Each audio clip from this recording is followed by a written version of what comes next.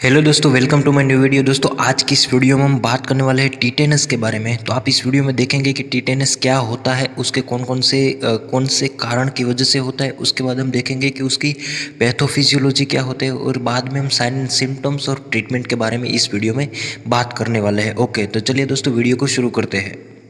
तो सबसे पहले टिटेनस की डेफिनेशन को देखते हैं। तो tetanus is a serious bacterial infection cause painful muscle spasm. Okay, तो एक क्या होता है, टिटेनस एक बैक्टीरियल इन्फेक्शन होता है और इसकी वजह से क्या होता है, पेनफुल हमारा जो मसल्स होता है उसमें स्पाज्म आ जाता है और ये क्या करते हैं, ये रिस्पॉन्सिबल फॉर द डेथ, मतलब इसकी वजह से डेथ भी हो सकती है।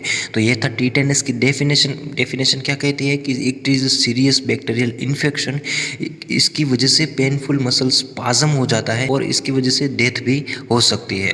तो दोस्तों अब हम बात करते हैं टिटेनस के कॉजेस के बारे में। तो टिटेनस का कॉजेस हमने आगे बात की थी कि एक बैक्टीरियल इन्फेक्शन होता है। तो बैक्टीरिया कौन सा होता है, वो होता है क्लोस्ट्रीडियम टिटेनी बैक्टीरिया होता है। ओके, तो इस बैक्टीरिया की वजह से हमें मसल्स में स्पाज्म आ जाता है। वो कैसे आ जाता है, हम आगे बात करने वाले हैं। तो सबसे पहले हम बात करते हैं जो क्लोस्ट्रीडियम टिटेनी बैक्टीरिया होता है वो कैसा होता है।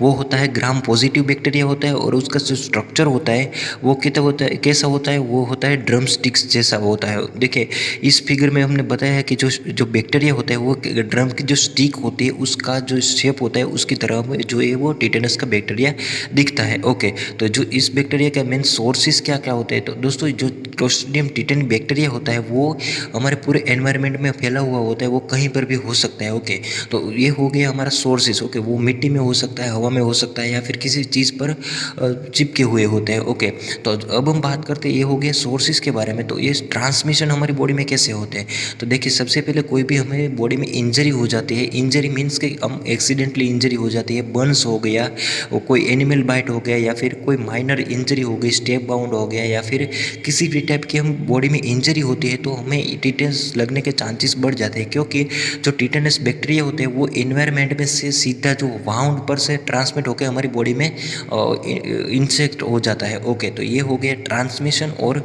जो सोर्सेस होता है वो क्लोस्ट्रीडियम टिटेनी बैक्टीरिया का। ओके, तो दोस्तों अब हम बात करते हैं क्लोस्ट्रीडियम टिटेनी की जो पैथोफिजियोलॉजी क्या होती है। देखिए तो सबसे पहले तो हमारा जो बैक्टीरिया होता है वो हमारी बॉडी के अंदर एंटर आ चुका है। ओके, ट्रांसमिशन के थ्रू। तो अब हम बात करते हैं कि जो बैक्टीरिया अंदर आया हुआ है वो हमारी बॉडी में कैसे कैसे इफेक्ट करता है और जिसकी वजह से हमें साइन एंड सिम्टम्स दिखाई देते हैं। ओके, तो सबसे पहले जो क्लोस्ट्रीडियम टिटेनी जो बैक्टीरिया होता है वो हमारी बॉडी में अंदर जो आया हुआ है तो वो दो तरह के जो टॉक्सिन्स होते हैं वो रिलीज करते हैं। ओके, तो पहला टॉक्सिन हो गया, वो हो गया टिटेनोलाइसिन और दूसरा हो गया टिटेनोस्पाज्मिन। ओके, तो ये दो तरह के जो होते हैं वो टॉक्सिन वो रिलीज करता है क्लोस्ट्रीडियम टिटेनी बैक्टीरिया हमारी बॉडी के अंदर। ओके, तो जो टिटेनोलाइसिन होता है वो कहाँ पर इफेक्ट करता है, जो टिटेनोलाइसिन होता है वो हमारी सर्कुलेटरी सिस्टम यानी कि हमारा जो ब्लड होता है वहाँ पर इफेक्ट करता है। ओके, और ब्लड में जाके क्या करता है, वो ब्लड में जाके जो हमारा आरबीसी होता है, जो हमारा ब्लड सेल्स होते हैं उसे डिस्ट्रक्शन करने का काम करता है। ओके, तो ये हो गया हमारा टिटेनोलाइसिन का इफेक्ट।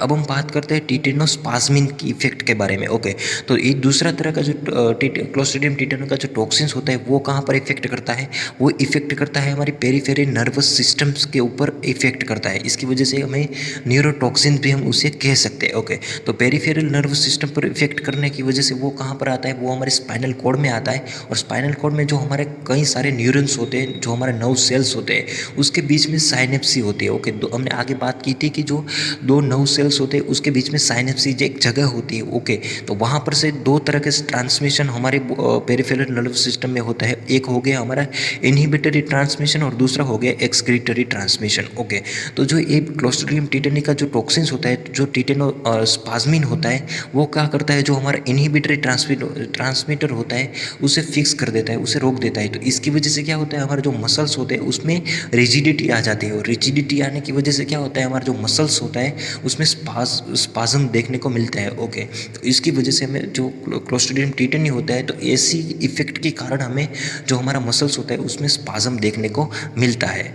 तो अब हम बात करते हैं साइन एंड सिम्टम्स के बारे में। तो सबसे पहला जो सिम्टम्स हमें दिखाई देता है वो मेन सिम्टम्स होता है, वो होता है ट्रिस्मस यानी कि लोग जो। सबसे पहले जो टिटेनस की जो असर होती है हमें कैसे पता चलती है, जो हमारा जो माउथ होता है उस माउथ के अंदर जो हमारा माउथ होता है पूरा पूरा हम बंद नहीं कर सकते या फिर हम खुला नहीं कर सकते, एक तरह से हमारा जो माउथ होता है उसमें लॉक लग जाता है, तो उस कंडीशन को हम कहेंगे लॉक जो या फिर ट्रिस्मस कहेंगे। ओके, तो ये सबसे पहली साइन हो गई हमारे जो टिटेनस होते हैं उसके बारे में।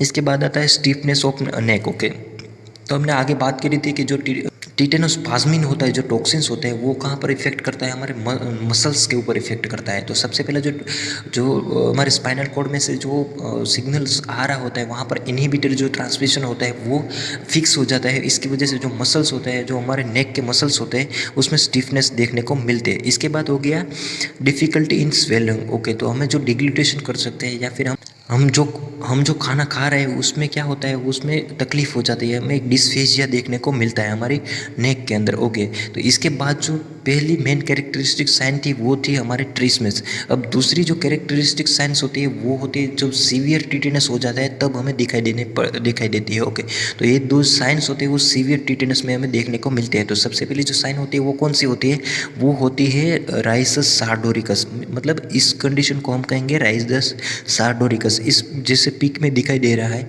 तो जो राइजस सार्डोरिकस होता है वो क्या होता है, जब जो हमारा जो फेशियल मसल्स होता है, हमारे जो फेस के ऊपर जो मसल्स होता है उसमें स्पाज्म आ जाता है। तो इसकी वजह से जो क्या होता है, हमारा जो हमें कैसा दिखाई देता है, वो उसकी जो टिटेनस वाले पेशेंट जो सीवियर टिटेनस में है, उस जो पेशेंट होता है उस पेशेंट को जो मौत हो जाती है, उसकी डेथ होती है, तब भी वो स्माइल करते करते मरता है। ओके, तो ये हो गया हमारा राइजस सार्डोरिकस। राइजस सार्डोरिकस में क्या होता है, हम इन शॉर्ट में कहें तो राइजस सार्डोरिकस में जो हमारा फेशियल मसल्स होता है उसमें स्पाज्म आ जाता है। इसकी वजह से हमारी स्माइल जो अपने आप ही बढ़ने लगती है, हम कर नहीं रहे होते लेकिन अपने आप ही स्माइल हो जाती है, तो वो हो गया राइजस सार्डोरिकस।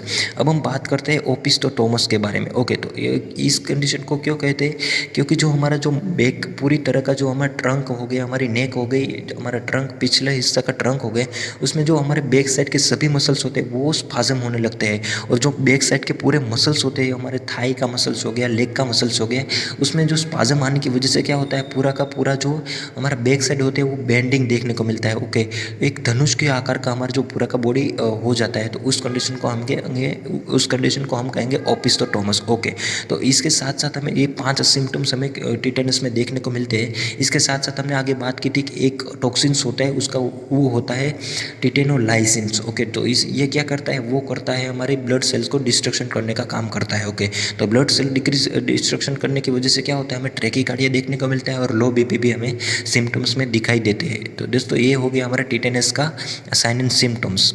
दोस्तों वीडियो के लास्ट में हम बात करते हैं टिटेनस की जो ट्रीटमेंट होती है वो हम कैसे कर सकते हैं। तो सबसे पहले हमारी जो ट्रीटमेंट होती है वो हमारे टिटेनस को प्रिवेंशन करना ही होता है। अगर हमें टिटेनस इन्फेक्शन लग जाता है या फिर हमें कोई वाउंड हमें देखने को मिलता है, तो सबसे पहले हम जनरल ट्रीटमेंट देंगे। जनरल ट्रीटमेंट में हम क्या करेंगे, हमारा जो वाउंड लग चुका होता है या फिर कोई डॉग बाइट हो गया, एनिमल बाइट हो गया या फिर कोई इंजरी हो गई, तो उस इंजरी को हमें क्लीन करना चाहिए, जिसकी वजह से हमें क्या होता है, ज़्यादा से ज़्यादा बैक्टीरियल इन्फेक्शन हमारी बॉडी के अंदर ना पहुँचे। ओके, इसके बाद हम क्या देंगे, एंटीबायोटिक्स देंगे। एंटीबायोटिक्स हम क्यों देंगे, क्योंकि कोई वाउंड हो गया तो उसके के ऊपर हमें बैक्टीरिया आने के चांसेस बढ़ जाते हैं, और बैक्टीरिया आने के चांसेस की वजह से क्या होता है, हमें वहाँ पर बैक्टीरियल इन्फेक्शन देखने को मिलता है। तो उसको कवर अप करने के लिए हम एंटीबायोटिक्स देंगे। एंटीबायोटिक्स में क्या देंगे, हम पेनिसिलिन देंगे।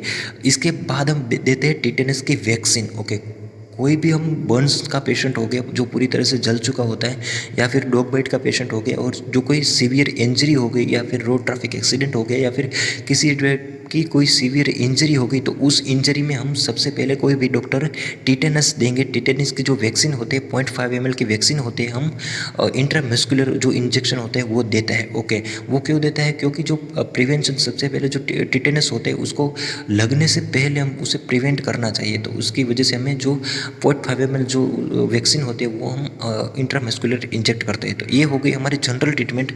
अब हम बात करते हैं स्पेसिफिकली जो ट्रीटमेंट होती है वो इसके बारे में। तो स्पेसिफिकली ट्रीटमेंट कब देते हैं हम, जब जो टिटेनस का जो इन्फेक्शन होता है वो सीवियर कंडीशन में आ जाता है, तब हमें स्पेसिफिकली ट्रीटमेंट देते हैं। तो स्पेसिफिक ट्रीटमेंट में हम क्या देंगे, नासोगैस्ट्रिक फीडिंग देंगे, क्योंकि जो नेक का जो मसल्स होता है वो पूरी तरह से स्टिफनेस हो जाता है, तो इसकी वजह से डिस्फेजिया हो जाता है, हमें खाना गलने में तकलीफ हो जाती है, तो इसकी वजह से हमें नासोगैस्ट्रिक फीडिंग देंगे। नासोगैस्ट्रिक फीडिंग में क्या देंगे कि राइल्स ट्यूब हम जो हमारी इसोफेगस के थ्रू हम स्टमक में इंसर्ट करेंगे, और राइल्स ट्यूब के थ्रू हम जो हमारा जूस होता है या फिर कोई भी खाना होता है वो हम राइल्स ट्यूब के थ्रू हम उसमें इंजेक्ट करेंगे। इसके बाद हो गया मस्कुलर रिलैक्सेशन, जो मेडिसिन होती है या फिर जो टेबलेट होती है मस्कुलर रिलैक्सेशन, वो हम देंगे, क्योंकि जो मसल स्पाज्म हो गए उसे रिलैक्स करने के लिए। तो उस मेडिसिन का सबसे पहले ज़्यादा से ज़्यादा यूज़ होती है, वो कौन सी मेडिसिन होते हैं, वो होते हैं बेंजोडियाज़ेपिन। ओके, तो ये मेडिसिन हो गई जो मस्कुलर मसल्स को रिलैक्स करती है। तो दोस्तों ये था पूरा वीडियो टिटेनस के बारे में। अगर ये वीडियो आपको अच्छा लगे हो तो इस वीडियो को लाइक कीजिए, और आगे ऐसे वीडियोस देखने के लिए इस चैनल को सब्सक्राइब कीजिए।